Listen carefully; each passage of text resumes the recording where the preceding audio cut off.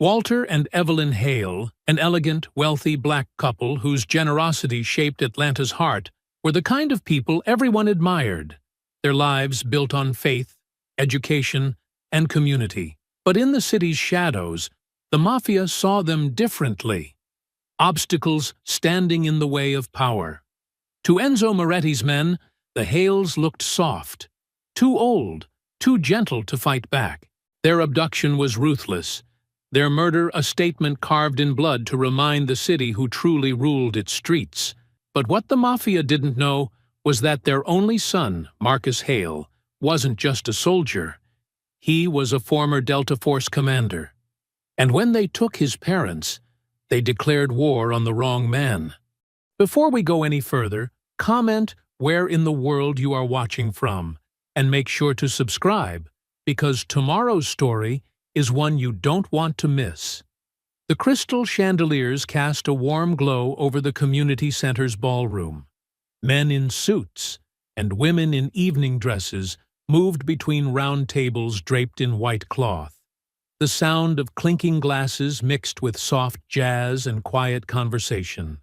At the front of the room, Evelyn Hale stood tall and elegant in her deep purple dress, her silver hair swept up in a classic style. Her husband, Walter, distinguished in his tailored black suit, kept his hand at the small of her back as they greeted their guests. "Your generosity tonight will help 10 more students attend college next fall," Evelyn said, her voice carrying the weight of decades spent in classrooms. "These children are our future. We must protect their dreams from those who'd rather build luxury condos than community." A few guests shifted uncomfortably at her directness, but most nodded in agreement. In the back of the room, Marcus Hale tugged at his tie, feeling out of place in the suit he'd bought just for tonight. His muscles tensed from years of combat training, making the formal wear feel like a costume. He watched his mother work the room with the same grace she'd shown at church socials when he was a boy.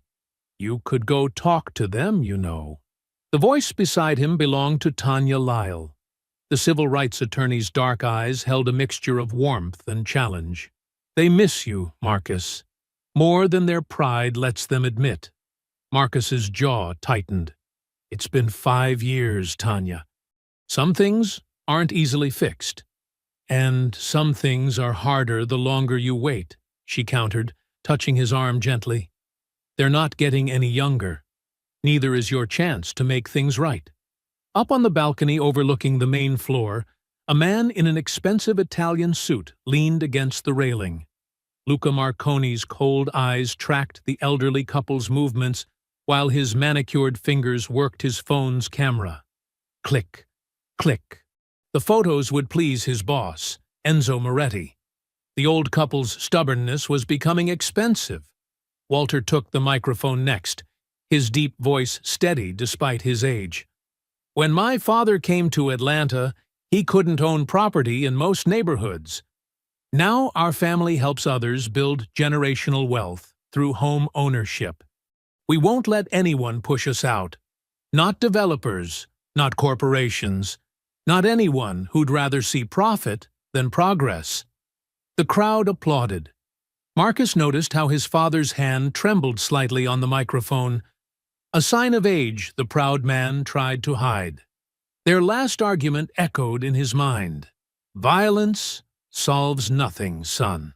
Your mother and I taught you better than that." As the evening wound down, Marcus found himself moving toward his parents. Walter saw him first, his stern expression softening just slightly. "You clean up nice, son." "Thanks, Dad." Marcus cleared his throat. "Look, I was thinking maybe we could talk. Tomorrow?" Evelyn touched her son's cheek, her eyes bright with unshed tears. "We'd like that very much."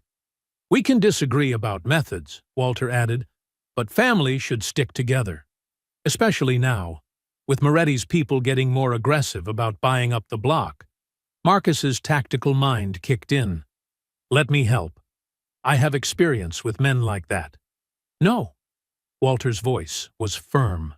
"We fight our battles with integrity, not violence." That's how we've always done it. That's how we'll continue." Outside, the spring night had turned cool. Marcus walked his parents to their car, his training making him scan the street automatically. The silver Mercedes started smoothly, and Evelyn rolled down her window. "Tomorrow, then? For dinner?" "I'll be there," Marcus promised, forcing a smile.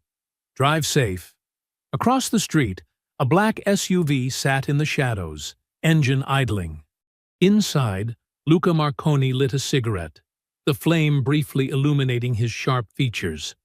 Smoke curled from his lips as he watched the Mercedes pull away. "Tomorrow won't come for them," he muttered, flicking ash onto the leather seat. The city hummed around them. Traffic on nearby streets, music from bars, the distant wail of a siren. Marcus stood on the sidewalk until his parents' taillights disappeared around the corner. For a moment, he felt a chill that had nothing to do with the evening air. Then he turned and walked to his own car, unaware that the black SUV was now pulling away from the curb, following the same path his parents had taken.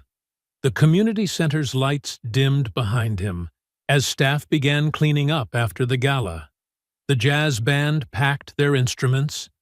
Tanya gathered her papers, thinking about Marcus and his parents, hoping they'd find their way back to each other. In the parking lot, the last few guests called their good nights, their voices carrying on the gentle spring breeze. Atlanta settled into its nighttime rhythm, streetlights casting pools of yellow light on empty sidewalks. The Mercedes carrying Walter and Evelyn Hale made its way through familiar streets toward home, while somewhere in the darkness a black SUV kept pace, waiting for the right moment. The next morning dawned crisp and clear over Atlanta. Sunlight streamed through the Hales' kitchen windows, catching on the crystal fruit bowl Evelyn had received for their 40th anniversary. She hummed softly while scrambling eggs, the familiar rhythm of breakfast preparation bringing comfort after a restless night. Walter sat at the kitchen island in his reading glasses, newspaper spread before him. The coffee maker gurgled in the background. Their housekeeper, Maria, moved quietly through the house, dusting the family photos that lined the hallway. "I hope Marcus really comes today," Evelyn said, adding a pinch of salt to the eggs. "I'll make his favorite cornbread." Walter looked up from his paper. "If he says he'll be here, he'll be here." Military precision, remember? The house phone rang, its sharp trill cutting through the peaceful morning.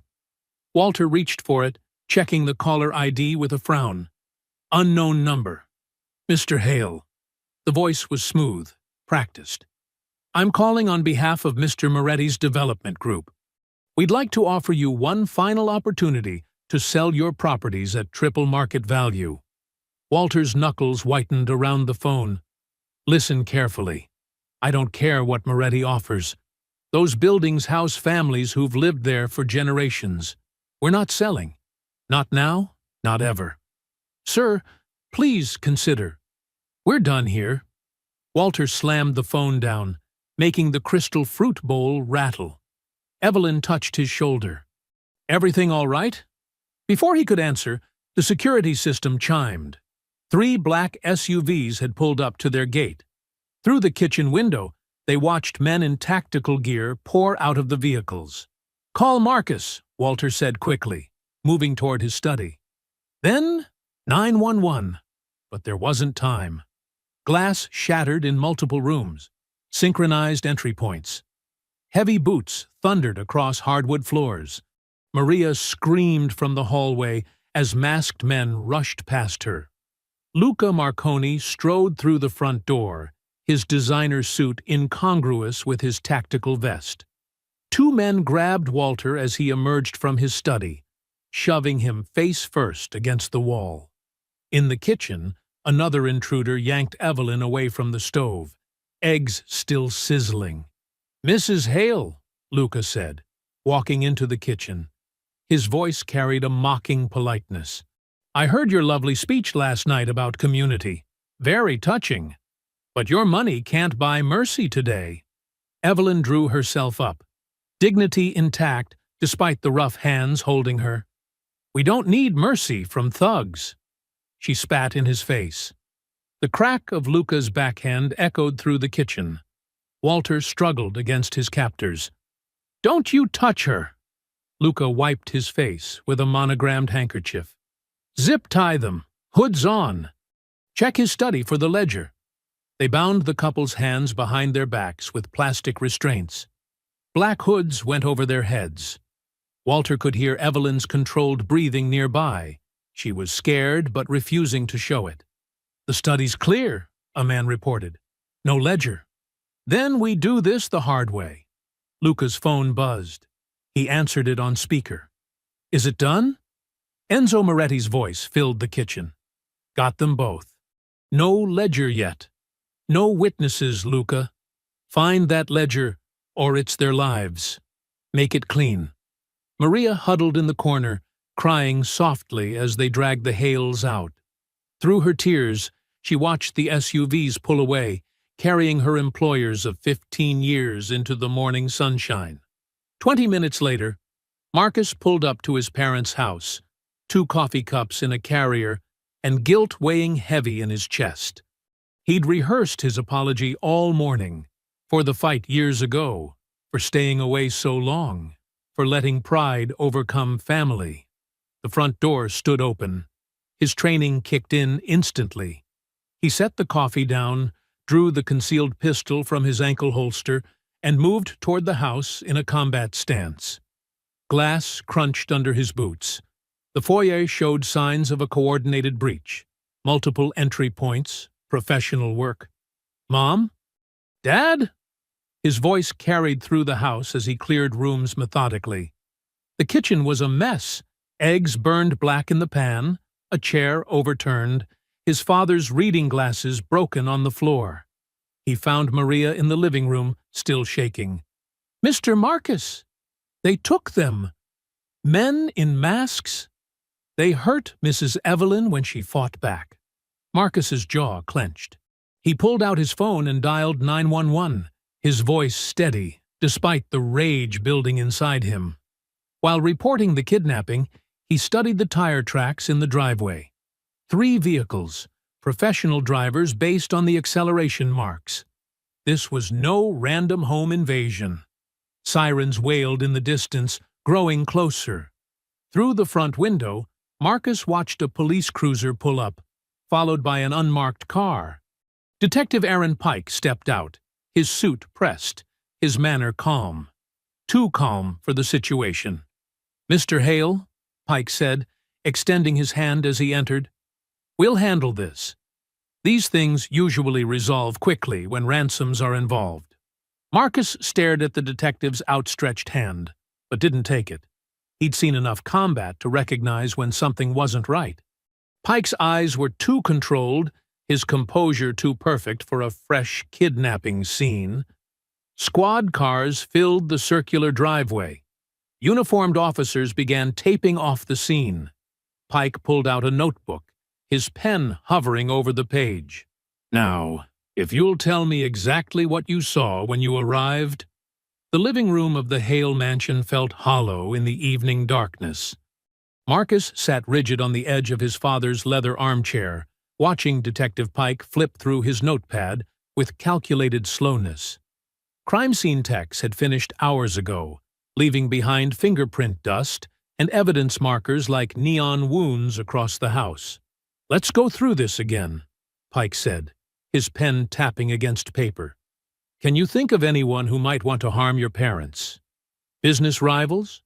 Disgruntled employees? Marcus studied Pike's face in the dim light. The detective's expression remained neutral, professional, too professional. His questions felt rehearsed, his concern a thin veneer. They're respected business owners who fund scholarships and support local families, Marcus replied, keeping his voice level. The only enemies they have are developers trying to force them out. Pike's pen stopped tapping. Developers? Any names? Moretti's group has been pressuring them to sell. Enzo Moretti? Pike wrote something down, his handwriting deliberately slow. The real estate investor? He's a prominent businessman, Mr. Hale. That's a serious allegation. The front door burst open. Tanya Lyle strode in, her heels clicking sharply against hardwood. Her lawyer's briefcase swung at her side, and fury blazed in her eyes. 8 hours, she snapped at Pike. They've been missing 8 hours, and you're still just taking notes? Where's the tactical team? The ransom negotiator? Pike closed his notepad with practiced calm. Ms. Lyle, we're conducting a thorough investigation. I have teams working through the night. We'll find them. Like you found the Thompson family last month? Tanya's voice cut like steel. 3 days later, case mysteriously closed? That was a different situation. Pike stood, straightening his tie. Mr. Hale, we'll have officers watching the house. Try to get some rest. Marcus watched Pike leave through the front door, noting how the detective's shoulders never tensed despite Tanya's accusations. Years of combat had taught Marcus to read people. Pike's relaxed posture spoke volumes. He's lying, Marcus said once Pike's car pulled away. He's not looking for them at all. Tanya set her briefcase down. The whole department's compromised. 3 families pushed out last month alone, all after refusing to sell to Moretti's development group. Police ruled them personal matters and closed the files. Marcus moved to his father's study, flicking on the desk lamp. Help me search. Dad keeps everything documented. They combed through Walter's files for hours. Tax records, property deeds, letters from tenants. Walter Hale ran his business with military precision. In the bottom drawer, behind a false panel Marcus remembered from childhood, they found a USB drive labeled simply, Community Ledger. Dad's backup security, Marcus explained, plugging it into the computer. He taught me this hiding spot when I was 10. The drive was encrypted. Tanya pulled up a chair, her legal expertise with financial documents proving crucial as they worked through the protection.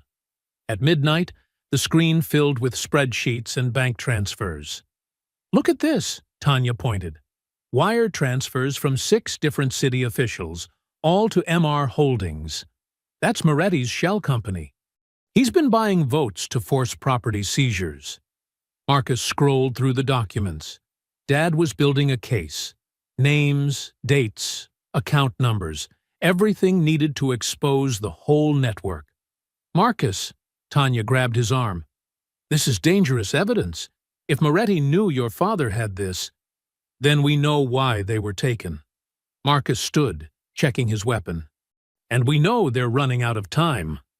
Rain started falling as Marcus drove across Atlanta to his parents' church.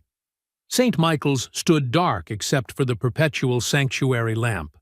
Father Bell was locking up when Marcus approached. "Marcus, my boy." The old priest's face creased with worry. "I've been praying for them since I heard. Have they been here, Father? Maybe seeking sanctuary?" Father Bell shook his head. "No, but earlier, around noon, I saw 3 black vans heading toward the industrial district. Caught my attention because they were driving so fast past the school." Marcus's pulse quickened. "Which direction exactly?" "Down Mason Street, toward those old storage lots." Father Bell touched Marcus's shoulder. "Whatever you're thinking of doing, remember, justice without mercy destroys the soul seeking it. Right now, I just need to find them alive." The rain fell harder as Marcus parked his truck near the abandoned storage facility. Through binoculars, he watched the seemingly empty lot. Most units were rusted shut, but one had fresh tire tracks leading to it despite the condemned notice on the fence. A security light flickered, briefly illuminating the wet pavement. Marcus counted 3 cameras hidden in strategic spots, too new for an abandoned lot. His tactical training noted multiple sight lines, potential cover positions. Blood pounded in his ears as he checked his weapon one final time. The midnight rain drummed against his truck's roof, covering any sound he might make. He could feel time slipping away with each drop. Drawing his gun, Marcus opened the truck door. The familiar weight of his pistol steadied his hand as raindrops pelted his face, He moved toward the storage lot's fence, becoming one with the shadows. Marcus moved through the rain-slicked storage yard like a ghost, his boots silent on wet concrete.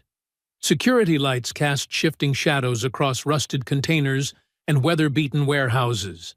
Every few seconds, thunder rolled overhead, masking his approach.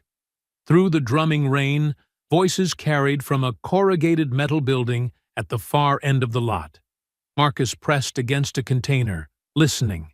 Harsh words echoed inside, punctuated by the sound of something heavy being dragged.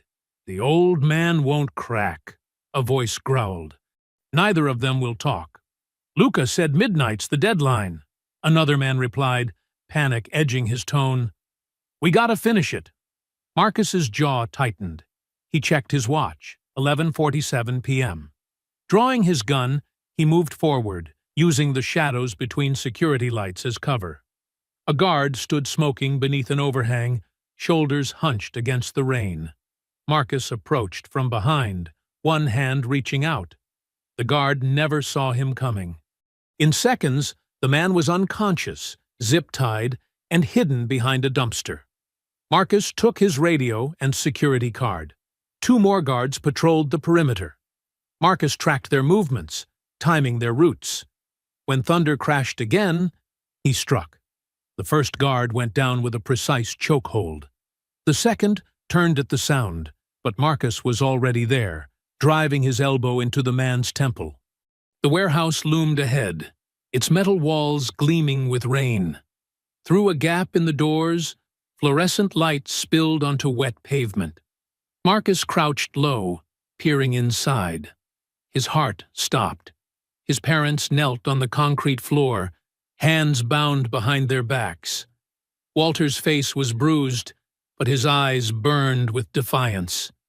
Evelyn sat straight-backed despite her bonds, dignity unbroken. Luca paced before them, a pistol dangling from his hand. "Last chance," Luca snarled, grabbing Walter's collar. "Where's the ledger? Where are the documents?" Walter looked up at him. "My father built this neighborhood when no bank would loan to black businesses. You think I'd let thugs like you destroy that legacy?" Luca backhanded him. "Your legacy?" He laughed. "Your legacy dies tonight. Our names will mean something when yours are forgotten." Evelyn's voice rang out, clear and strong despite her fear. Marcus moved. But before he could reach the door, Luca spun toward Walter, rage twisting his face. The gunshot cracked like lightning. Walter slumped forward. Evelyn screamed. Marcus burst through the door, gun raised. Luca turned, shoving Evelyn roughly to the floor. Her eyes found Marcus's face. "Marcus," she whispered. The second shot echoed off metal walls. Luca was already running, disappearing through a rear exit as Marcus fired. His bullet caught Luca's shoulder, drawing blood, but didn't stop him. A radio crackled nearby, abandoned by one of the guards. Enzo's smooth voice filled the warehouse. "Clean it up. Make sure no one traces it." The rain drummed on the roof as Marcus knelt beside his parents.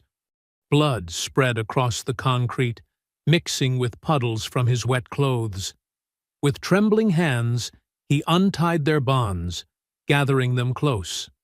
Walter's body was already growing cold. Evelyn's hand, still warm, fell limply from Marcus's grip. Her wedding ring caught the harsh fluorescent light, the same ring she'd worn for 40 years, through every hardship and triumph. "I'm sorry," Marcus whispered, his voice breaking. "I'm so sorry I wasn't here sooner, that I stayed away so long." Thunder rolled outside, drowning out his words. He held them, rocking slightly, remembering Sunday dinners and bedtime stories, stern lectures and proud smiles.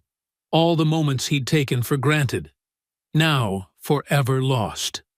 "You won't die in vain," he vowed, his words barely audible above the storm. "Everything you built, everything you protected, I'll defend it, and I'll make them pay." Time slipped away as Marcus knelt there, his tactical training warring with his grief. He knew he should move, should gather evidence, should pursue Luca, but leaving meant accepting they were gone, meant facing a world without their strength and wisdom. Finally, distant sirens pierced the rainfall. Marcus gently laid his parents down, arranging them with care. He wiped the blood from Evelyn's face, straightened Walter's collar one last time. The sirens grew closer. Marcus stood, rain from his clothes pooling around his feet. Dawn's first gray light filtered through the warehouse windows, painting everything in pale shadows. He looked down at his hands, red with his parents' blood. The rain streaming from the roof slowly washed them clean, drop by drop. Metal doors creaked in the wind. Emergency lights flashed on wet pavement outside. Marcus took one last look at his parents, their faces peaceful despite everything. Then he melted into the shadows as police cars pulled into the storage yard, their sirens splitting the dawn. Morning sunlight streamed through grimy diner windows, casting long shadows across the cracked vinyl booth where Marcus sat. His coffee had gone cold, untouched. Across from him, Tanya Lyle leaned forward, her legal pad covered in rapid notes as Marcus finished describing the warehouse scene. "My God, Marcus!" Tanya's voice was barely above a whisper. "We need to take this to the FBI. Agent Reeves in the Atlanta field office. She's been building a case against organized crime. She's clean."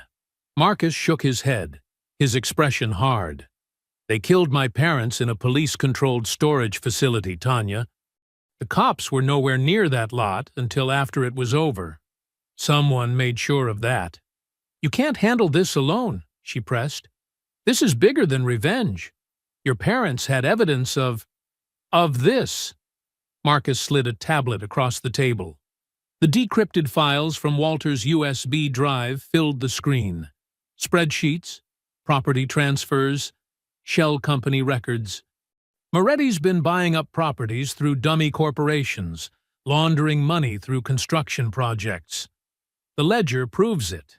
Dad was tracking everything. Tanya scrolled through the documents, her eyes widening. These signatures. Half the zoning board is implicated. Building inspectors, precinct captains. She looked up sharply. "Marcus, this is why they killed them. This could bring down Moretti's entire operation." "And everyone he's bought," Marcus added, "including cops we don't know about yet." A waitress approached. They fell silent until she refilled their cups and moved away. "I need your help, Tanya," Marcus said quietly. "But not with the FBI. Not yet. I need you to work the legal angle. Property records, permit applications, anything that proves these connections. Build the case while I—" He paused. "While you what?" Tanya's voice held warning. "Become a vigilante? While I handle the other side." Marcus met her gaze steadily. "You know what they'll do with this evidence if we take it to the wrong people. It'll disappear, just like my parents." Tanya stared into her coffee. Years of fighting corrupt systems had taught her hard lessons about institutional justice. Finally, she nodded. "I'll help. But promise me this stays about evidence and exposure, not just revenge." "It's about justice," Marcus said. "The kind the courts can't always deliver." He left cash on the table and stood. Tanya caught his arm. "Be careful. Moretti didn't build his empire by being careless with threats." Marcus squeezed her hand once, then walked out into the morning light. By sunset, Marcus's safe house hummed with tactical energy. Ghost arrived first, stepping out of a weathered pickup truck with his signature rifle case. The former sniper moved with fluid grace despite his years, his gray eyes missing nothing as he surveyed the property. "Still living off the grid, I see," Ghost commented, noting the solar panels and security cameras. "Old habits," Marcus replied, embracing his friend. Sarge showed up an hour later in a loaded-down SUV. The demolitions expert's broad shoulders filled the doorway as he entered, carrying cases of gear. His usual grin was replaced by grim focus when Marcus explained the situation. They transformed the living room into an operations center.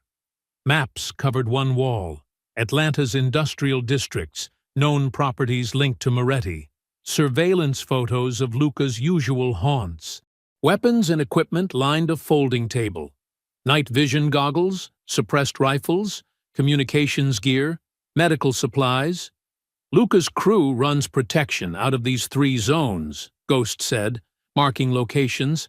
He's got a dozen regulars, ex-military mostly. Sloppy, but dangerous. Sarge examined satellite images on a laptop. Loading docks here and here would make good observation posts. I can wire them with motion sensors, give us early warning if they move product. Marcus studied incident reports he'd pulled from police databases. Detective Pike requested lead on my parents' case within hours of the bodies being found.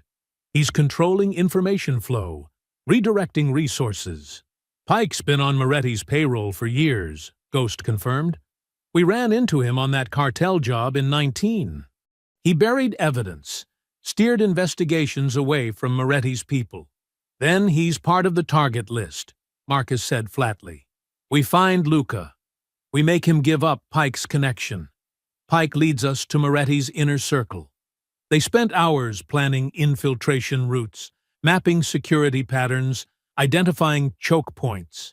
This wasn't revenge. It was a military operation. Each man fell into familiar roles. Ghost handling reconnaissance, Sarge preparing equipment, Marcus coordinating strategy. Near midnight, Marcus stood before the evidence wall. Photos and documents connected with red string showed the web of corruption spreading from Moretti through Atlanta's power structure. At the center hung a surveillance photo of Luca leaving an upscale restaurant, his face twisted in a cruel smile. Marcus drew a red circle around Luca's image with a marker. The circle looked like a sniper's scope, like a target, like a promise. We start with him, Marcus said, his voice cold and certain. Ghost and Sarge stood beside him, their shadows merging on the wall. Marcus checked his weapon, the familiar weight grounding him. Outside, Atlanta's lights glittered like stars fallen to earth. Somewhere in that galaxy of neon and shadow, Luca waited, unaware that his hunters were coming. Marcus loaded his rifle, the metallic click echoing in the quiet room. Night settled over the city like a shroud. Moonlight glinted off industrial metal as Marcus crouched behind a stack of shipping containers. Through his night vision goggles, the warehouse glowed in shades of green. 2 armed guards patrolled the perimeter, sloppy, predictable patterns. They carried themselves like thugs, not soldiers. 4 heat signatures by the loading dock. Ghost's voice crackled in Marcus's earpiece. He was positioned on a nearby rooftop with his rifle. 2 more inside the office. Security cameras? Marcus whispered. Disabled, Sarge confirmed from his position. Loops running. They're blind for the next 30 minutes. Marcus watched the guards complete another circuit. Moving in. Ghost, watch my 6. He slipped from shadow to shadow, years of Delta Force training making him nearly invisible in the darkness. The first guard never saw him coming. Marcus wrapped an arm around the man's throat, applying precise pressure to the carotid artery. Within seconds, the guard slumped unconscious. Marcus zip-tied his hands and feet, then dragged him behind a dumpster. The second guard was lighting a cigarette when Marcus struck. A quick sweep of the legs, an elbow to the temple, another quiet takedown. Marcus secured him next to his partner. Dock teams rotating inside, Ghost reported. Side entrance is clear. Marcus moved to the metal door, Sarge joining him with a small toolkit. The lock took seconds to pick. They entered on silent feet, keeping to the edges where the concrete wouldn't echo their steps. The warehouse interior was a maze of crates and pallets. Voices drifted from an office overlooking the floor, Luca's lieutenants discussing shipment schedules. Marcus recognized one voice. Tony Vescovi, Luca's second in command. Position 1 and 3, Marcus hand-signaled to Sarge, indicating opposite approaches to the office stairs. They split up, working their way through the warehouse. A guard emerged from behind a forklift. Marcus grabbed him, clamping a hand over his mouth while applying a sleeper hold. The guard's eyes rolled back as he lost consciousness. "Clear left," Sarge whispered. "Clear right," Marcus responded. Moving up. They ascended the metal stairs in perfect sync, boots silent on the grating. Through the office window, Marcus could see Vescovi bent over paperwork, another man standing nearby. Two more guards lounged against the wall, weapons slung carelessly across their chests. Marcus held up 3 fingers, counting down. At 0, they burst through both doors simultaneously. The fight was brutally efficient. Marcus swept the legs of the nearest guard, while Sarge took down the other with a precise strike to the throat. Vescovi reached for a pistol, but Marcus was faster, driving his knee into the man's solar plexus. The fourth man raised his hands in surrender. "Smart choice," Marcus growled, securing Vescovi to his office chair with zip ties. The other men were quickly restrained. "You're dead," Vescovi spat. "You don't know what you're walking into." Marcus backhanded him hard enough to split his lip. "The Ledger courier." "Where's the meeting?" "What courier?" Blood trickled down Vescovi's chin.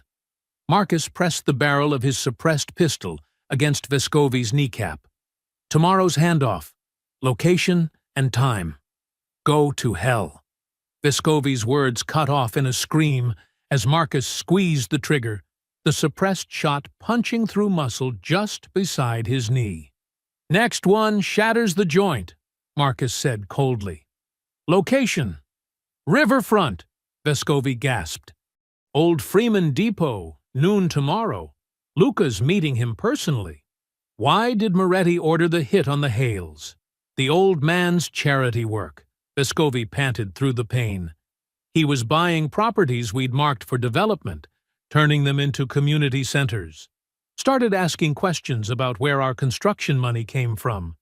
The ledger proved it was laundering. Names, dates, shell companies. Moretti couldn't let that surface. Marcus leaned in close, his voice deadly quiet. "My mother. Did she suffer?" Fear flickered in Vescovi's eyes. It was quick. Luca wanted to drag it out but had orders to finish clean. Sarge placed a laptop on the desk, webcam light blinking. "Recordings live. Repeat everything you just told me," Marcus ordered. "All of it." 10 minutes later, they had a full confession recorded. Marcus encrypted the file and sent it to Tanya's secure server. Ammunition for building the legal case. "Please," Vescovi begged as they prepared to leave. "Moretti will kill me for talking. Should have thought of that before helping murder innocent people." Marcus zip-tied him more securely to the chair, making sure the restraints would hold for hours. "Someone will find you eventually." "Incoming vehicles," Ghost's urgent voice came through the radio. Multiple headlights on the access road, too organized to be random. Marcus moved to the window. A line of black SUVs was approaching the warehouse, their headlights cutting through the darkness. "Time to move," he ordered. "Ghost, cover our exit." "Sarge, prep the diversion." They headed for the back stairs, leaving Vescovi and his men bound and gagged in the office above. Whatever was coming, they needed to be gone before those vehicles arrived. Through the warehouse's rear exit, Marcus and his team emerged into the loading yard. Floodlights suddenly blazed to life, bathing the area in harsh white light. The familiar whoop of police sirens filled the air, as unmarked cars boxed them in from 3 sides. Detective Pike stepped out of the lead vehicle, his service weapon held with casual confidence. His face showed no tension, just a practiced calm that made Marcus's skin crawl. "Marcus Hale," Pike called out, his voice carrying across the yard. "You're under arrest for obstruction of justice and homicide. Put down your weapons." Marcus's jaw tightened. The pieces clicked into place. Pike's lackadaisical investigation, his controlled handling of evidence, his insistence on keeping Marcus away from the case. The detective wasn't just corrupt. He was Moretti's inside man. "Homicide?" Marcus challenged, keeping his rifle lowered but ready. "The only killers here are the ones you're protecting, Detective." "I have shell casings from your weapon at your parents' murder scene," Pike replied smoothly. "Planted evidence is still evidence, Marcus. Don't make this harder than it needs to be." Ghost's voice came low through the radio. "I've got an angle on 3 of them. Say the word." "Hold," Marcus muttered. He counted 8 officers besides Pike, all with weapons trained on them. Too many for a clean break. "Sarge, diversion ready. East side, on your mark." Pike took a step forward, his false sympathy now tinged with steel.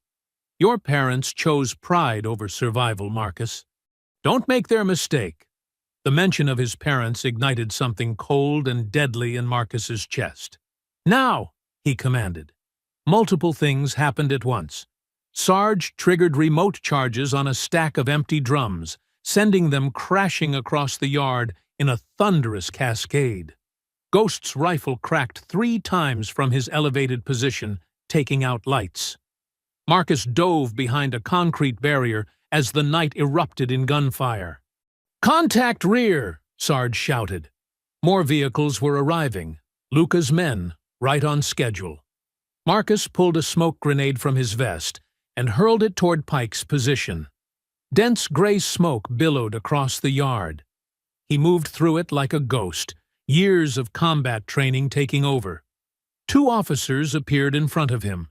He dropped one with a strike to the throat, swept the legs from under the second. A scream of pain cut through the chaos. "Ghost is hit," Sarge reported. "Left leg, through and through." Marcus changed direction, heading toward his friend's position. Pike's voice rang out, ordering his men to hold their fire. He wanted Marcus alive. That hesitation was all Marcus needed. He found Ghost behind an electrical transformer, blood soaking his pant leg. "Can you move?" "Like a 3-legged dog," Ghost grimaced. "But yeah." Marcus got Ghost's arm over his shoulder. Sarge appeared beside them, laying down covering fire as they retreated toward their exfil route. Behind them, new voices joined the fray, Luca's distinctive accent cutting through the din. They made it to their backup vehicle, a nondescript van parked 2 blocks away. As Sarge peeled away from the curb, Marcus's phone buzzed. Unknown number. "You're good, soldier," Luca's voice oozed through the speaker. "But you're alone now. No badge will help you. No law will protect you. Should have left town when you had the chance." "I'm going to find you," Marcus promised quietly. Luca laughed. "Like you found your parents? Check the news tomorrow. Your friend Vescovi had an unfortunate accident while resisting arrest. Such a shame. Apparently he shot himself. Twice. In the back of the head." The line went dead. Marcus closed his eyes briefly, guilt twisting in his gut. Another death he was responsible for. 20 minutes later, they were at the safe house, a converted industrial loft Marcus had prepared years ago. He cleaned and bandaged Ghost's leg wound while Sarge set up a security perimeter. "Through and through," Marcus confirmed, tightening the bandage. "You're lucky." "Doesn't feel lucky," Ghost grunted. Pike and Luca working together. That's why they were always 1 step ahead. Marcus looked down at his hands, still stained with Ghost's blood. The sight reminded him of kneeling beside his parents in that warehouse. He'd failed to protect them. He wouldn't fail again. "They're coordinating," he said, wiping his hands clean. "Pike feeds Luca police intel. Luca handles the wet work. The ledger would expose them both." "And tomorrow's handoff?" Sarge asked from his position by the window. "It's a trap," Marcus replied. "They're expecting us to hit the depot. That's why Pike showed up tonight, to spook us, make us sloppy." Ghost shifted, wincing. "So we don't show?" "No." Marcus stood, moving to the table where their weapons lay. "We show, but we don't play by their rules anymore."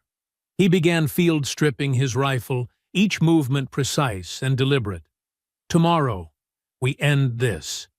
In the distance, police sirens wailed through the Atlanta night.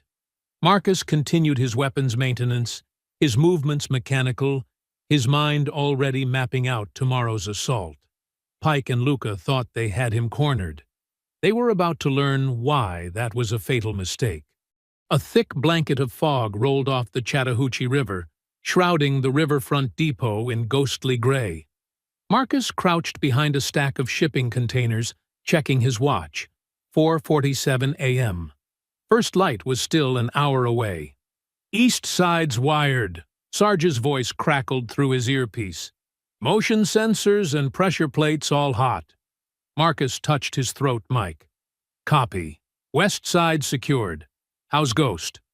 "Monitoring cameras from the van. Says Luca's convoy just passed the bridge checkpoint."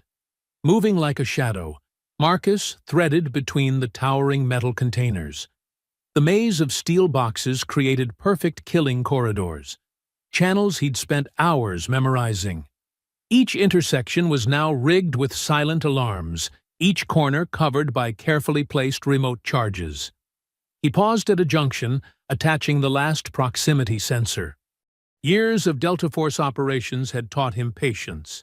The fog would work in their favor, limiting visibility to less than 30 feet. In these conditions, Luca's numerical advantage meant nothing. 3 vehicles approaching the main gate, Ghost reported.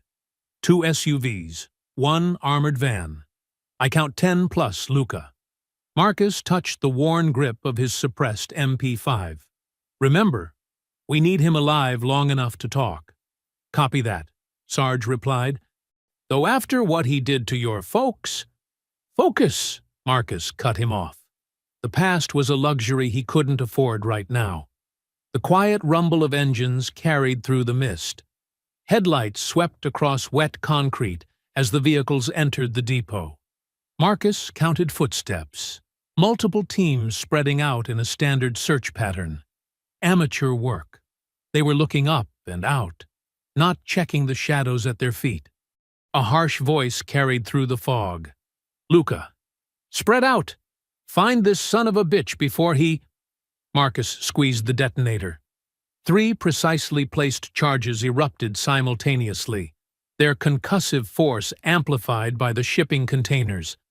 The explosions weren't meant to kill, just disorient and separate. Shouts of confusion filled the air. Marcus moved. The first guard rounded a corner, still blinking from the blast. A quick strike to the throat, followed by an arm lock that ended with a savage break. The man dropped without a sound. 2 more appeared, weapons raised. Marcus flowed between them like water. An elbow crushed a larynx. A knee shattered a kneecap. His hands found vital points with surgical precision, each movement economical and brutal. "Contact!" someone screamed. Gunfire erupted, bullets sparking off metal. Marcus was already gone, sliding between containers as his enemies shot at shadows. "They're splitting up," Ghost updated. 4 heading east, 3 west. Luca's moving toward the water with 2 guards. Marcus triggered another charge. The blast sent a stack of empty containers crashing down, cutting off the eastern group. Sarge's rifle cracked twice. 2 clean shots, 2 bodies down. A guard came running through the fog, straight at Marcus. He caught the man's gun arm, twisted, and drove him face first into a container wall. The impact left a bloody smear on the metal. "The ledger," Luca's voice echoed. "Bring me the damn ledger." Marcus moved toward the sound, every sense alert. Another guard appeared, this one better trained. They exchanged blows in the narrow space between containers. Marcus took a hard hit to the ribs, but countered with a savage knee strike. The guard dropped, clutching his shattered collarbone. 5 down, Sarge reported. "East group is pinned down. Want me to finish them?" "Negative. Maintain containment. Luca's mine." The fog was starting to thin, as Marcus approached the waterfront. Luca's remaining guards were getting desperate, firing wildly at any movement. A burst of gunfire forced Marcus into cover. He drew his knife and waited. Footsteps approached. Rushed. Clumsy. The guard never saw the blade that opened his femoral artery. "Boss, we need to go!" The last guard's panicked voice carried clearly. "This guy's not human!" "Shut up!" Luca snarled. "He's one man. One—" Marcus's throw sent the guard's body tumbling past Luca, throat crushed by a precisely aimed steel rod. Luca spun, firing his pistol, but Marcus was already moving. He slapped the gun aside and drove his knee into Luca's solar plexus. They crashed together onto the wet pier boards. Luca fought like a cornered animal, all desperate strength and fury. He landed a solid punch to Marcus's jaw, then tried to gouge his eyes. Marcus answered with methodical violence, short, brutal strikes that slowly dismantled Luca's defenses. A headbutt broke Luca's nose. An elbow dislocated his shoulder. Each blow was measured, each injury calculated to cause maximum pain with minimal risk of death. Finally, Marcus pinned him against a mooring post at the pier's edge. Dawn was breaking over the river, burning away the last wisps of fog. Below them, dark water lapped at the pilings. Luca spat blood and smiled, his teeth crimson. "You think killing me will end it?" he sneered, even as Marcus's grip tightened around his throat. The flash grenade hit the pier with a metallic ping. Marcus's combat instincts kicked in. He turned away, but not fast enough. The world exploded into searing white. His ears rang as Luca's boot caught him in the chest, sending him staggering. "Not so perfect now, soldier," Luca taunted. Marcus blinked furiously, trying to clear his vision. Shapes blurred and doubled. He barely deflected Luca's wild knife slash, feeling the blade nick his forearm. Blood trickled down his sleeve. Luca pressed his advantage, launching a flurry of strikes. Marcus gave ground, relying on muscle memory and sound to defend himself. A punch grazed his jaw. Another knife thrust came dangerously close to his throat. "Your mother died crying," Luca spat. "Begging like a—" Marcus's vision snapped back just enough. He caught Luca's knife hand and twisted savagely. Bones crunched. The blade clattered onto the pier. Luca howled and headbutted Marcus, splitting his eyebrow. They crashed into a stack of heavy chains. Marcus grabbed a length and swung it like a whip. Luca ducked, but the chain wrapped around a pipe behind him. Marcus yanked, tearing the pipe loose in a spray of rust and scale. Luca snatched up the pipe and swung it baseball style at Marcus's head. Marcus rolled under the strike. The pipe smashed into a crate, sending splinters flying. Coming up inside Luca's guard, Marcus drove his elbow into the enforcer's already broken nose. Blood sprayed. Luca stumbled back, cursing in Italian. He spat a tooth onto the wet boards. His eyes were wild now, the look of a man who realized he might not walk away. "Your father died first," Luca sneered, circling. "We made her watch. Enzo wanted it that way." Marcus's vision went red. He charged, but Luca was ready. They grappled at the pier's edge, trading savage blows. Marcus took a knee to the ribs. He answered with a palm strike that crushed Luca's windpipe. Gasping, Luca swung the pipe again. Marcus caught it and twisted, using Luca's momentum to slam him face first into a steel support beam. The impact left a crimson smear. Before Luca could recover, Marcus kicked his legs out from under him. They crashed through a rusted grate covering a loading platform. Metal screamed as they fell. Marcus landed on top, driving his knee into Luca's chest. The enforcer's breath left him in a whoosh. "The ledger," Marcus growled, pinning Luca's arms with his knees. "Where is it?" Luca tried to buck him off, but Marcus slammed his head against the platform. "Talk!" Go to hell, Luca spat blood. Enzo will kill me anyway. Marcus pressed his forearm across Luca's throat. Death's coming either way. Quick or slow. Your choice. The pressure increased. Luca's eyes bulged. Finally, he tapped Marcus's arm frantically. Marcus eased up just enough to let him speak. Enzo, Luca wheezed. He ordered it personally. Your mother. She had proof of everything. Property theft, bribes, murders. The ledger would have exposed his whole operation. Where is it now? Split up, different locations. Insurance. Luca coughed wetly. Enzo keeps the main copy in his office safe. The combination. It's in my phone. Marcus pulled out his phone. You're going to record every word you just said. Names, dates, locations, all of it. Luca's laugh was bitter. Then you'll hand me to the cops? I'm dead either way. No. You'll face justice. Real justice. Marcus pressed the record button. Start talking. Luca's confession poured out. Dates, names, accounts. How Enzo had ordered the Hales killed. How Detective Pike had covered it up. The whole corrupt system laid bare in a broken man's words. When it was done, Marcus zip-tied Luca's hands. Tanya will make sure. Freeze! Police! Detective Pike's voice cut through the dawn like a knife. He stood at the pier's edge, pistol aimed steadily at Marcus. 2 uniformed officers flanked him, weapons drawn. Back away from him, Marcus, Pike ordered. This ends now. Marcus raised his hands slowly. It's over, Pike.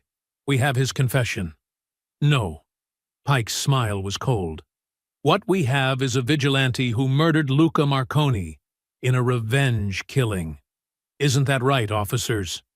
The uniformed cops nodded mechanically. Pike's men. The detective's gun shifted slightly. The shot cracked across the water. Luca's body jerked once and went still, a red hole in his temple. Before Marcus could move, Pike fired again, the bullet whining past his ear. Officer down, Pike shouted into his radio. Suspect is armed and dangerous. Shots fired. Marcus dove as more bullets chewed up the platform. He rolled behind a container, mind racing. Pike had played him perfectly. Now he'd be wanted for Luca's murder. All units converge, Pike's voice carried clearly. Suspect heading south along the river. Shoot to kill.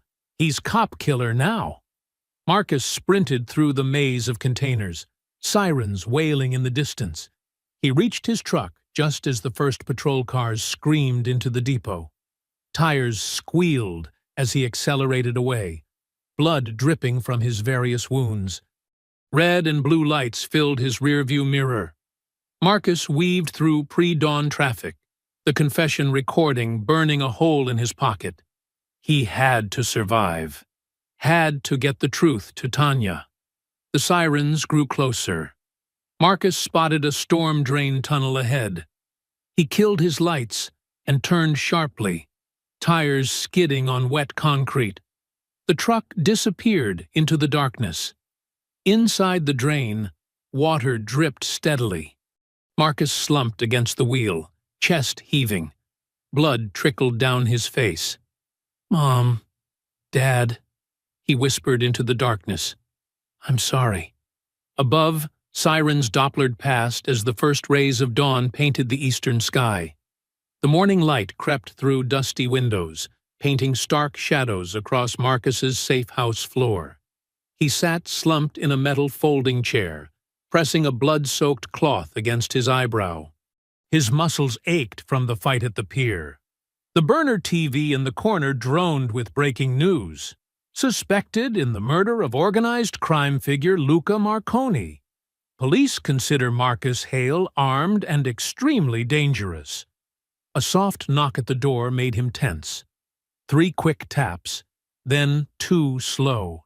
Tanya's signal. Marcus pressed his pistol close as he checked the peephole, then quickly let her inside. My God, Marcus! Tanya's eyes widened at his condition.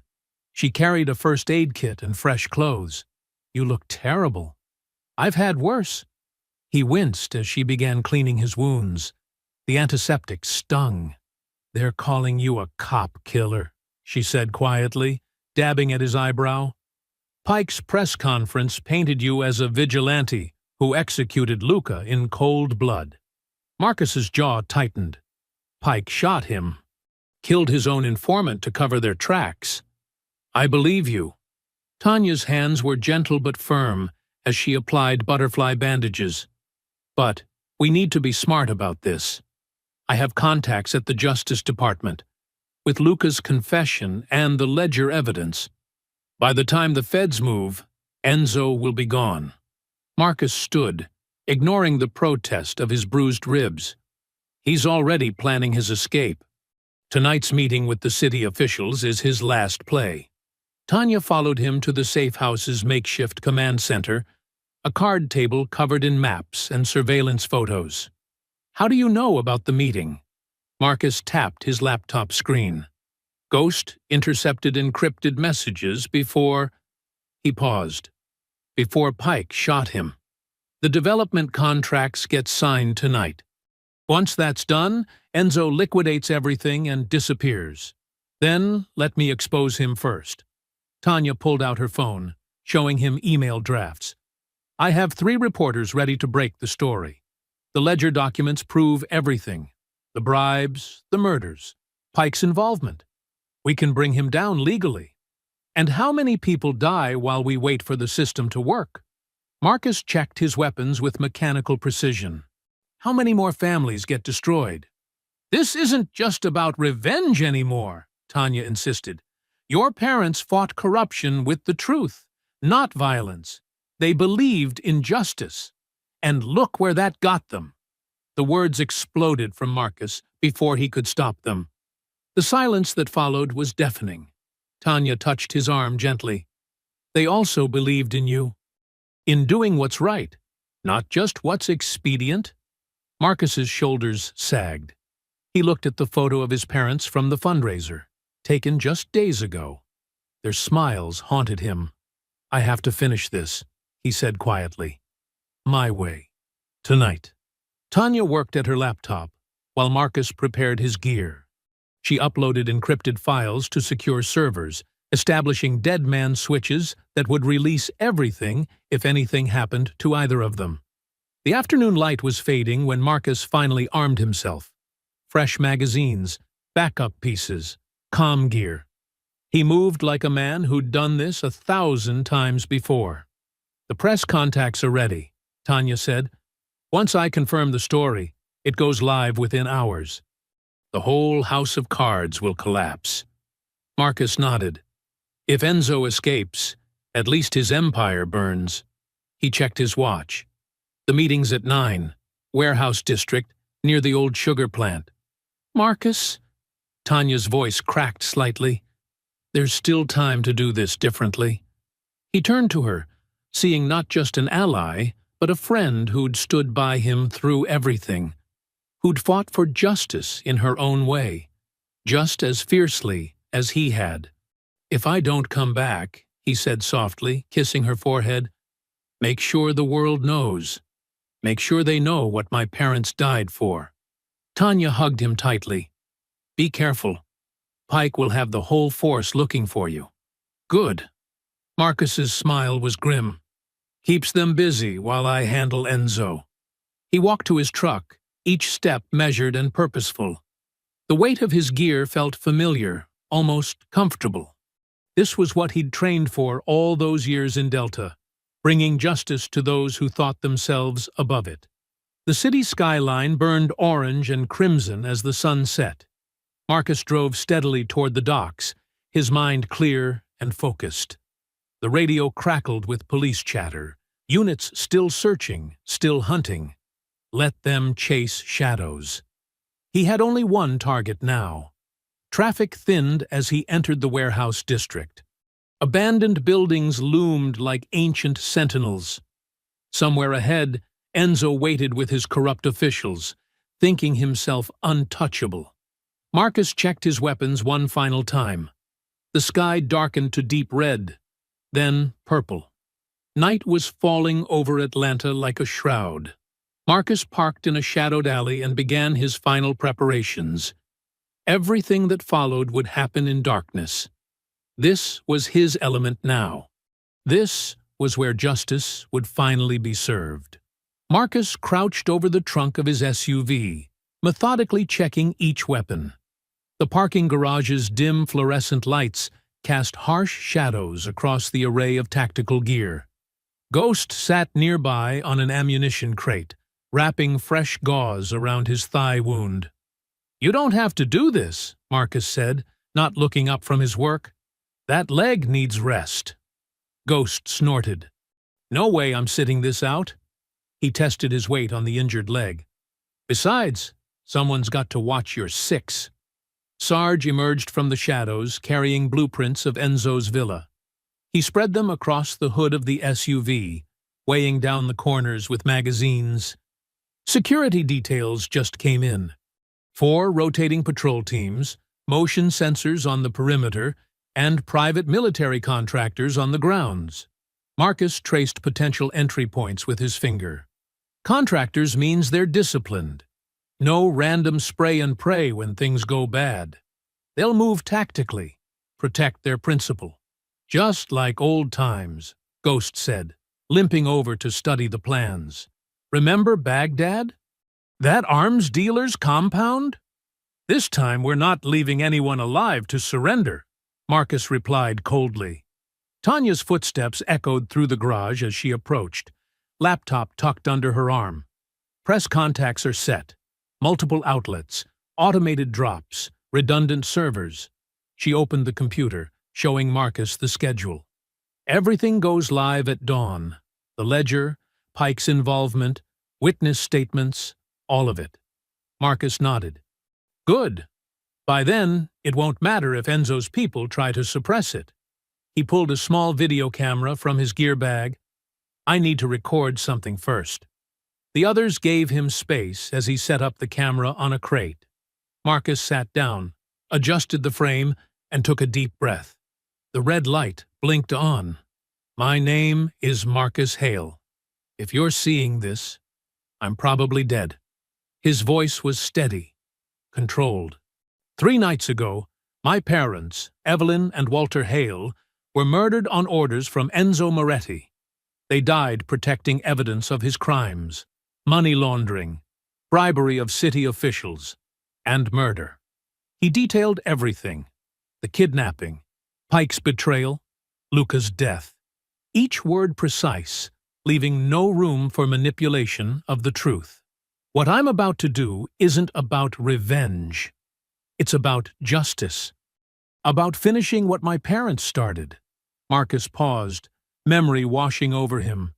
He was 12 again, sitting in their kitchen after a schoolyard fight. His mother's gentle hands cleaning his scraped knuckles. "Fighting isn't always wrong, Marcus," she'd said softly. "But real courage isn't in what you do in the moment. It's in what you leave behind. The truth you protect, the people you defend. That's what matters." The memory faded. Marcus looked directly into the camera. "Everything I've done, everything that follows, is documented and verified. The evidence is with trusted sources. Enzo Moretti and his entire operation end tonight. The truth my parents died protecting will survive." He stopped the recording. Tanya took the memory card, adding it to her dead man's switch files. "Marcus," she started. "Don't," he cut her off gently. "We've been through this." She nodded, eyes glistening.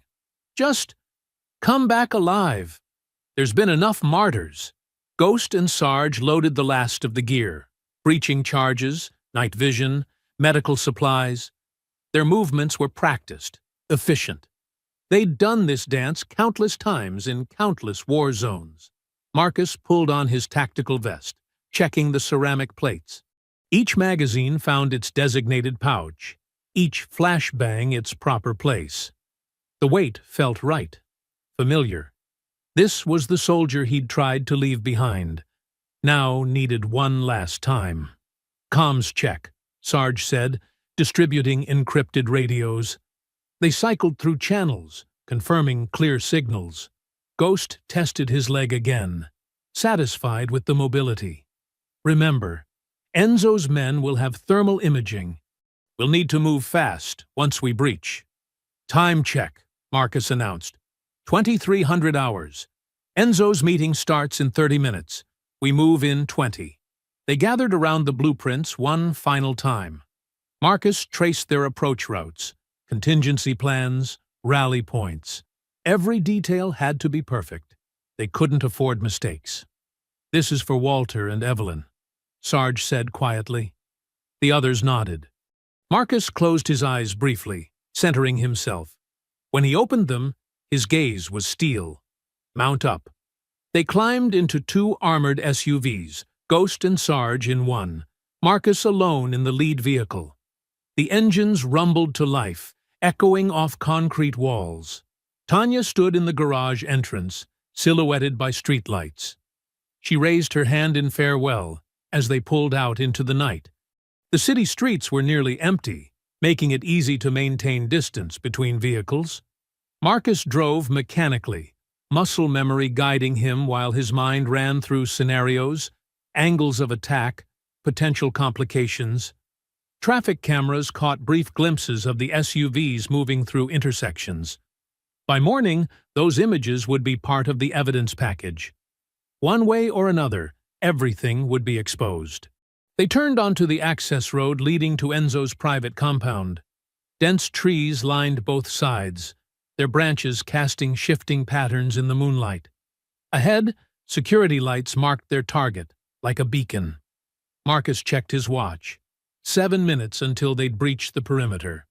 In his mirrors, he saw Ghost and Sarge's headlights, steady and unwavering. The weight of his weapon pressed against his side, cold and certain. Moonlight glinted off gun barrels and tactical gear as they made their final preparations. The night seemed to hold its breath, waiting. The convoy killed their headlights half a mile from Enzo's estate. Marcus guided his SUV using night vision, the green-tinted world ahead showing armed guards patrolling the perimeter fence. He keyed his radio. "Execute," Ghost's voice crackled back. "Copy. Hitting the power. Now!" The estate's lights died in sections, security systems failing as their backup generators mysteriously malfunctioned. Through his scope, Marcus watched confusion spread among the guards. They raised their weapons, scanning the darkness. "Moving to Point Alpha," Marcus whispered. He slipped from his vehicle, boots silent on wet grass. The guard tower ahead held 2 men, both focused outward. Marcus raised his suppressed rifle and squeezed the trigger twice. The guards dropped without sound. "Tower clear. Sarge? Electronic perimeter disabled. You've got 4 minutes before their protocols kick in." Marcus moved like a shadow along the fence line. 3 more guards approached, speaking rapidly into radios. He waited until they clustered together, then fired. Precise shots, no wasted rounds. They crumpled mid-stride. Ghost's voice came urgent across comms. "Vehicle approaching the main gate. Looks like Pike's car." "Let him through," Marcus ordered. "We want him inside for this." The gate opened automatically, Sarge's handiwork with the security system. Pike's sedan rolled through, the detective unaware he was being watched through multiple scopes. Marcus reached the eastern wall. Beginning breach. Ghost, sweep west. "Sarge, maintain overwatch." He planted shaped charges at structural weak points. The small explosions were barely louder than handclaps, but they opened clean holes in the perimeter wall. Marcus slipped through, weapon raised. The garden beyond held more guards, private military contractors in tactical gear. They moved with professional discipline, securing sectors. Marcus counted 8, all with thermal imaging. "Taking out thermals," Ghost radioed. His first shot shattered a guard's night vision goggles. The others spun toward the sound, exposing themselves. Marcus and Ghost fired simultaneously. 4 dropped before the others could respond. Return fire crackled through the garden. Bullets thudded into trees and stone as Marcus rolled between cover. He caught movement to his left, a contractor trying to flank. 2 shots to the chest dropped him. Internal cameras accessed, Sarge reported. Streaming to Tanya now. She's patching it to media servers. Marcus worked his way toward the main house. More guards emerged from side doors, but they were silhouetted against interior lights. Easy targets. His suppressed rifle coughed steadily, each shot finding its mark. "Contact right!" Ghost shouted. Gunfire erupted from the western approach. Marcus heard Ghost grunt in pain. "Took one in the arm. I'm good. Fall back to—" "No time," Ghost cut him off. "Keep moving. I've got this sector." Marcus reached the house's service entrance. The door was reinforced steel, but the hinges weren't. 3 precise shots dropped it inward. He stepped over the fallen door into a kitchen. 2 bodyguards rushed in, submachine guns raised. Marcus shot the first through the throat. The second got off a burst that shattered cabinet doors before Marcus's return fire caught him in the face. "Pike's heading upstairs," Sarge called out. "Looks like he's warning Enzo." "Good." Marcus reloaded smoothly. "Let them bunch up." He moved through the house with practiced efficiency. Every room was cleared methodically. Corners checked, angles covered, no space left unchecked. Bodies marked his progress. A guard came around a corner with a shotgun. Marcus shot him twice in the chest, then caught movement behind him. Another contractor raising a rifle. Marcus threw himself sideways as bullets chewed up the wallpaper. He rolled, came up firing. The contractor staggered, but stayed up until Marcus put a 3rd round through his eye. 15 targets eliminated, Marcus reported. "Status?" "West side secured," Ghost said, breathing heavy. "Arms are through and through, still functional. External cameras show no reinforcements incoming," Sarge added. "Tanya confirms the feed is live. Major networks picking it up." Marcus climbed the main stairs, stepping over 2 more guards he'd dropped. Blood stained the expensive carpet. Ahead, he heard Pike's voice, urgent and afraid. "They're inside! We need to—" A gunshot cut him off. Marcus moved faster. The upper floor held Enzo's private offices. Marcus cleared 2 antechambers, finding 3 more dead guards. Pike had been busy eliminating witnesses. "Approaching final position," Marcus radioed. "Ghost, seal the east exit.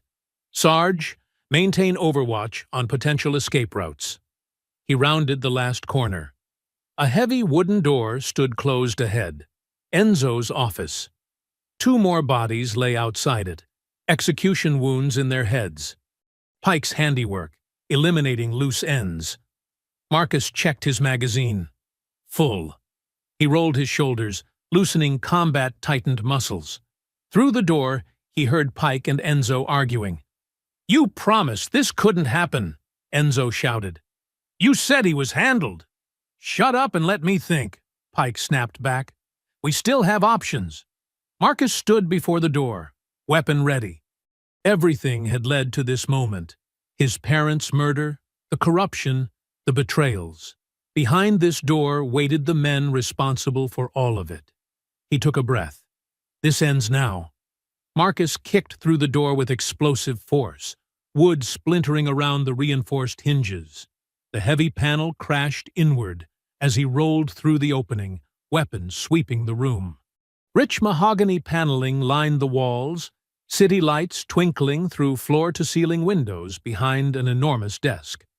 Enzo Moretti stood calmly behind it, hands clasped before him like a CEO at a board meeting. Detective Pike flanked him, service weapon already drawn, but held loose at his side. Neither man showed surprise at the intrusion.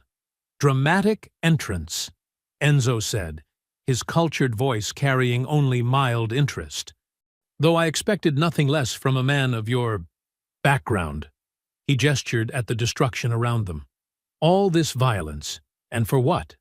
You can't kill the system, Mr. Hale." Cut off one head. 2 more grow back. Marcus rose slowly, keeping his rifle trained on Pike. I'm not here to kill the system. He reached into his tactical vest with his free hand, retrieving a small USB drive. The metallic cylinder caught the dim light as he tossed it onto Enzo's desk. I'm here to expose it. Enzo's eyes narrowed at the device. Before he could respond, Marcus pressed a button on his radio.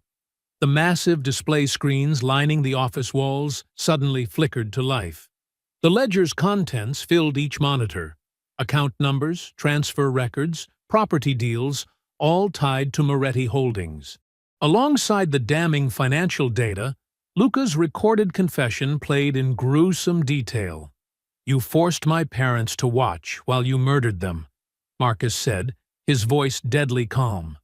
Now, the world's going to watch your empire crumble. Pike's knuckles whitened on his gun grip. This changes nothing. Your word against... A new window popped up on the screens. Live news coverage. Pike's own face stared back at him, alongside headlines about police corruption and organized crime. Bank records showed years of payoffs. His personnel file, his connection to multiple unsolved murders. Everything. Tanya says hello, Marcus added. She's been very busy tonight. The color drained from Pike's face as he realized the scope of his exposure. His weapon wavered, uncertainty replacing his professional mask. Everything he'd built, all his careful manipulation of the system, stripped bare on national television. Enzo's calm finally cracked. With surprising speed for his age, he lunged toward his desk drawer. Marcus was already moving as Enzo's hand emerged with a chrome-plated pistol. The rifle barked once, knocking the gun away in a spray of blood and splintered wood. But Enzo was committed now. He vaulted the desk with unexpected agility, ramming his shoulder into Marcus's chest. They crashed together into a bookshelf, leather-bound volumes raining down around them. Marcus's rifle clattered away as they grappled. Enzo fought with the desperate strength of a cornered animal. He drove a knee into Marcus's ribs, then whipped out a hidden blade that gleamed in the artificial light. Marcus barely twisted away as it slashed past his throat. The second strike caught him in the shoulder, hot pain blossoming as steel parted flesh. Pike stood frozen, gun half raised, unable to get a clear shot as the 2 men struggled. His hesitation proved costly. Ghost's voice crackled through Marcus's radio. Target acquired. Marcus drove his forehead into Enzo's nose, creating space. Blood sprayed between them as Enzo staggered back. Marcus seized the mobster's knife arm and twisted, bones cracking. The blade dropped. Before Enzo could recover, Marcus unleashed a savage combination. Knee to solar plexus, elbow to temple, then a powerful throw that sent Enzo crashing through his precious glass coffee table. Pike finally made his decision. He turned to flee and found himself staring down the barrels of Ghost's and Sarge's weapons in the doorway. His gun clattered to the floor as he raised his hands. Enzo tried to rise from the glittering wreckage, glass crunching under his expensive shoes. Marcus was on him instantly. One hand locked around Enzo's throat, driving him back against the window. The city sparkled far below as Marcus applied pressure. My parents believed in justice, Marcus growled, in doing things the right way. Their way. His grip tightened as Enzo clawed weakly at his arm. Lucky for you, I made a promise to honor that belief. He released just enough pressure to prevent unconsciousness. Enzo sagged, gasping, as Marcus roughly cuffed his hands behind his back. Sirens wailed in the distance, growing closer. FBI strike team incoming, Sarge reported from his position. Agent Reeves is leading them personally. They've been watching the whole feed. Marcus yanked Enzo to his feet, ignoring the burning pain in his shoulder. Red and blue lights began reflecting off the windows as federal vehicles swarmed the estate's grounds. Through the shattered door, He could hear boots thundering up the stairs. "It's over," Marcus said, shoving Enzo toward the arriving agents. The system just killed itself. Agent Reeves burst in with her tactical team, weapon raised. She took in the scene, the playing confession, the exposed ledger, the two cuffed men. Her sharp eyes noted Marcus's wounds, the destruction, the price of justice. She nodded once, professionally. "We'll take it from here, Mr. Hale." Marcus stepped back as federal agents secured Enzo and Pike. Dawn's first rays began creeping through the broken windows, painting the chaos in soft golden light. His shoulder throbbed with each heartbeat, blood soaking his tactical vest. Bodies and brass casings littered the halls behind him. The night's violence was written in every direction. Moving stiffly, he turned toward the door.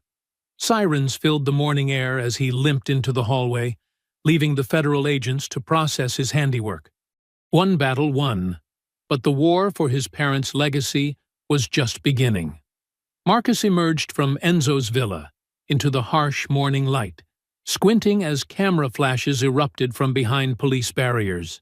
News vans lined the circular driveway, their satellite dishes reaching toward the brightening sky. The media frenzy had already begun. Federal agents led Enzo Moretti and Detective Pike through the mansion's grand entrance, both men cuffed and surrounded by tactical teams. Enzo's perfectly tailored suit was torn and bloodied, his usual composed demeanor shattered. Pike kept his head down, shame written in every step as his fellow officers watched their former colleagues disgrace. Reporters shouted questions, microphones thrust forward like spears. "Mr. Moretti, how long have you been bribing city officials?" "Detective Pike, what was your role in the Hale murders? Did you order the execution of Walter and Evelyn Hale?" The questions became a deafening roar. Enzo's face twisted with rage as cameras captured his downfall. Pike seemed to shrink with each flash, his police career ending in public humiliation. They were marched toward separate transport vehicles, their synchronized perp walk broadcast live across Atlanta. Through the chaos, Marcus spotted Tanya at the police cordon. She waved him over, her professional demeanor barely containing her excitement. As he approached, she pulled a thick manila envelope from her briefcase. "Hot off the federal printer," she said, handing him the document. "Arrest warrants for 3 city council members, 2 judges, and the deputy mayor, all tied to Enzo's real estate schemes." Her smile was fierce. "You didn't just avenge your parents. You cleaned a city." Marcus thumbed through the warrants, recognizing names he'd seen in his parents' ledger. "The evidence held up?" "Better than we hoped. The FBI's Financial Crimes Unit says your parents documented everything perfectly. Classic Walter and Evelyn. They fought with paperwork instead of bullets." She squeezed his arm. "Though sometimes you need both." News choppers circled overhead as more arrests began across Atlanta. Marcus watched the coordinated takedown through text updates from Agent Reeves. Corrupt officials led from City Hall, judges escorted from courtrooms, years of systematic corruption dragged into the light. His phone buzzed with breaking news alerts. "Breaking, real estate mogul Enzo Moretti, arrested in mass corruption sweep. Police detective among dozens charged in Atlanta criminal enterprise. Murdered activists' evidence exposes citywide corruption ring." Tanya scrolled through her own phone. "The Hale Community Center property has already been returned to the trust. The City Council's emergency session voted to rename it the Walter and Evelyn Hale Memorial Center." She looked up at Marcus. "Your parents' legacy is secure." Marcus nodded, emotion threatening to crack his composure. "I need to check on Ghost." The hospital was quieter than the chaos outside, though news played silently on waiting room TVs. Marcus found Ghost in a private room, his arm professionally bandaged, looking annoyed at the mandatory observation. "There's my one-man army," Ghost said, grinning. You look worse than me. Marcus dropped into the chair beside the bed, his own wounds starting to announce themselves now that the adrenaline had faded. Retirement's not what it used to be. Speaking of retirement, Ghost gestured at the TV where Enzo's arrest played on repeat. I'd say we earned it this time. No more midnight raids, no more tactical gear. Just fishing and bad golf. You hate fishing? I'll learn. Better than getting shot at. Ghost's expression softened. Your parents would be proud, Marcus. Not just of taking down Enzo, of doing it the right way. Justice instead of pure revenge. Marcus thought of the ledger, his parents' meticulous documentation. They'd fought corruption with truth, building a case that would outlast violence. He'd simply added the force needed to bring that truth into the light. By late afternoon, Marcus stood alone in Oakland Cemetery. The grass was freshly cut, fall leaves scattered across marble headstones. He knelt between his parents' graves, carefully placing their wedding photo in a weatherproof frame between the markers. The photo captured them in their youth, Walter in his best suit, Evelyn radiant in white, both beaming with the certainty of their shared future. They'd built that future stone by stone, the business, the community center, the fight against corruption. Even their deaths had served their lifelong mission of justice. Marcus traced their names carved in granite. The morning's news still echoed in his mind. Indictments, confessions, a corrupt system crumbling under the weight of evidence. His parents' final gift to Atlanta was the truth they'd died protecting. You can rest now, he whispered. The autumn breeze stirred the leaves around him, carrying distant city sounds, sirens, traffic, life continuing. But here, in this quiet corner of Oakland Cemetery, peace had finally come. His parents' killers would face justice, their work would continue, and their names would mean something to future generations. 2 weeks after Enzo's arrest, Atlanta basked in late autumn warmth. The Hale Community Center stood transformed, its red brick facade scrubbed clean, new windows gleaming in the morning light. A crowd gathered on the freshly paved parking lot where basketball courts had been repainted in vibrant colors. Children darted between adults' legs, their excitement palpable. Some dribbled basketballs, testing the smooth concrete, while others pressed close to the building's entrance, where a cloth-covered plaque waited for its unveiling. The neighborhood had turned out in force, elderly residents in their Sunday best, young families with strollers, teenagers trying to look unimpressed, but failing. Marcus leaned against an oak tree at the edge of the crowd, watching. He wore civilian clothes now, pressed khakis and a blue button-down that Tanya had insisted on. The tactical gear and weapons were locked away, perhaps for good. His wounds from the villa raid had mostly healed, though his shoulder still ached when the weather changed. Tanya approached through the crowd, clipboard in hand, looking professional in a navy suit. "Ready for this?" she asked, stopping beside him. "They're the ones who should be here," Marcus said quietly. "They are." Tanya gestured to the building, to the people gathering. "Look around. Everything here exists because of them." She was right. The community center had been his parents' heart. The basketball courts where Walter taught kids to play, the computer lab where Evelyn tutored students, the meeting rooms where they'd planned their stand against corruption. Even after their deaths, their influence rippled outward. The ceremony began with the mayor, newly appointed after the corruption sweep, welcoming everyone. He spoke about healing, about communities standing together against injustice. Marcus barely heard him, focused instead on the faces in the crowd. He recognized many from the original fundraiser gala, the night before everything changed. They'd lost their leaders, but found their voice. Tanya took the podium next, her presence commanding attention. "Today, "We honor two people who gave everything for this community," she began. Evelyn and Walter Hale believed in justice, not just in courtrooms, but in everyday lives. They believed in education, in opportunity, in standing up to those who would tear down what others built. Her voice carried across the hushed crowd. They left us their greatest weapon, the truth. When corruption threatened this neighborhood, they didn't just fight back. They documented everything. They built a case that even their deaths couldn't silence. That's real courage. That's real sacrifice. Marcus watched children pause their play to listen, basketballs tucked under arms.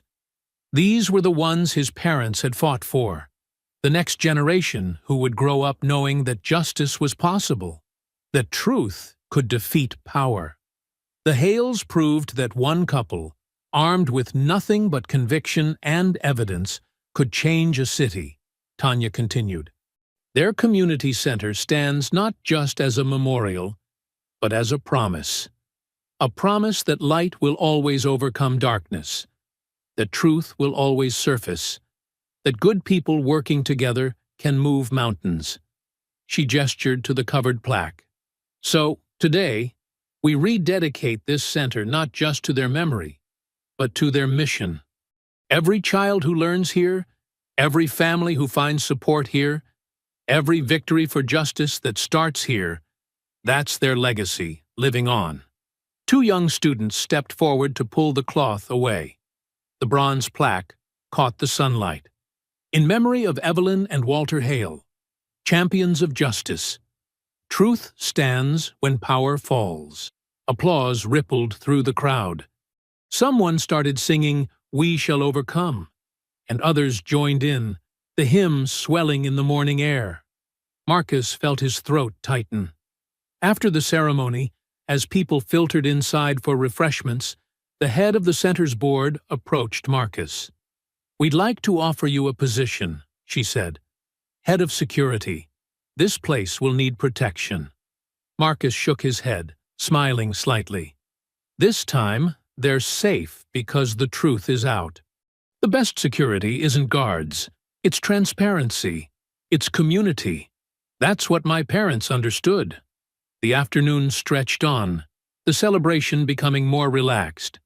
Children returned to their basketball games. Families spread picnic blankets on the grass. The community center hummed with life, just as his parents had always wanted it. Eventually, the crowd thinned. Marcus found himself alone on the front steps, watching the sun angle toward evening. A pickup game was underway on the courts, shouts and laughter carrying across the parking lot. Two young girls practiced their dribbling nearby, focusing intently on the rhythm. The sound of children playing. It had been his mother's favorite thing about the center. "That's the sound of hope," she'd always said. Now, sitting in the warm sunlight, Marcus finally understood. This was what his parents had built their lives around. Not buildings or programs, but moments like these. Simple joy. Future possibility. He smiled, really smiled, for the first time since their deaths. Peace settled over him like the afternoon light. They tried to bury their names, but all they did was plant their legacy. I hope you enjoyed that story. Please share it with your friends and subscribe so that you do not miss out on the next one. In the meantime, I have handpicked 2 stories for you that I think you will enjoy. Have a great day!